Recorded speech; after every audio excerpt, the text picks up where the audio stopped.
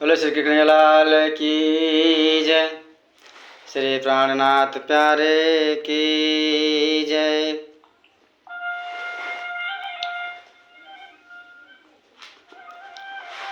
कि जल से पतला कौन है,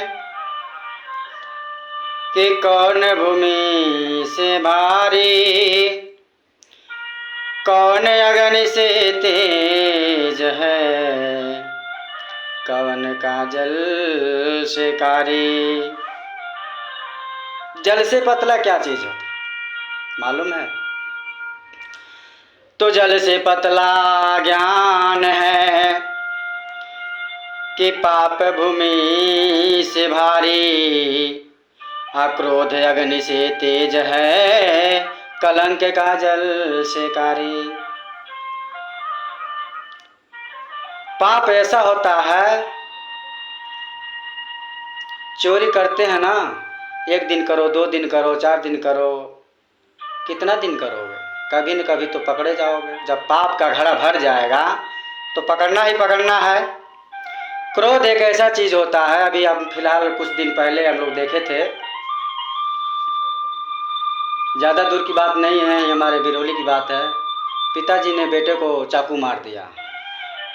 श्यामदेव यादव जी अपने बेटों को चाकू मार दिया। क्रोध जिसको कहा गया है अग्नि से तेज क्या होता है, तो क्रोध होता है। क्रोध में आदमी क्या कर देगा पता नहीं चलता, इसलिए बहुत क्रोध होना भी गलत हो सकता है।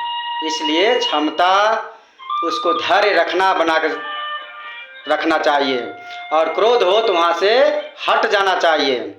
और काजल से कार्य क्या होता है?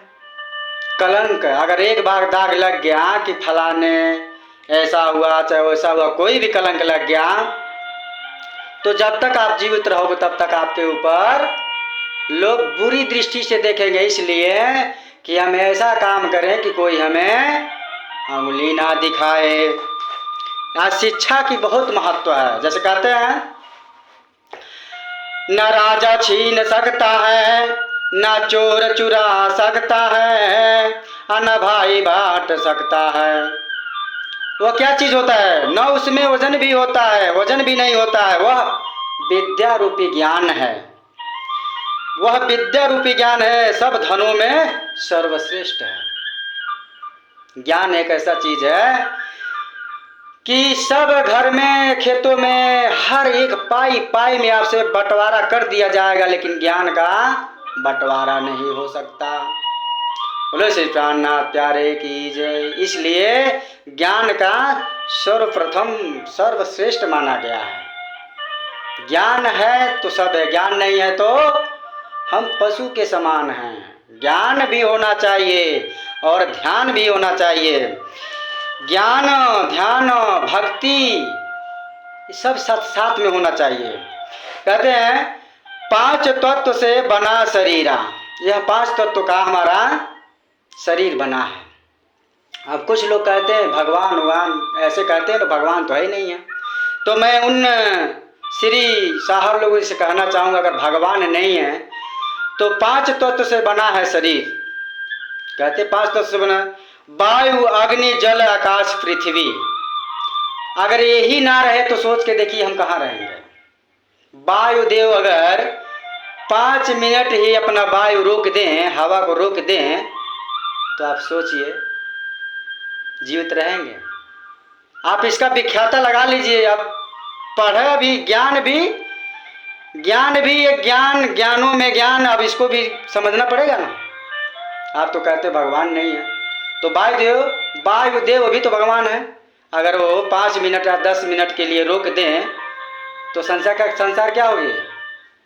पलट हो जाएगी। अभी देखिए फिलहाल में बिहार में जाके देखिए, अभी इस समय घर के घर दहे चले जा रहे हैं। कोई भरोसा है? बाढ़ में कहाँ कहाँ गृहस्थी हो रहा है, कितने कितने भूकंप आ रही हैं।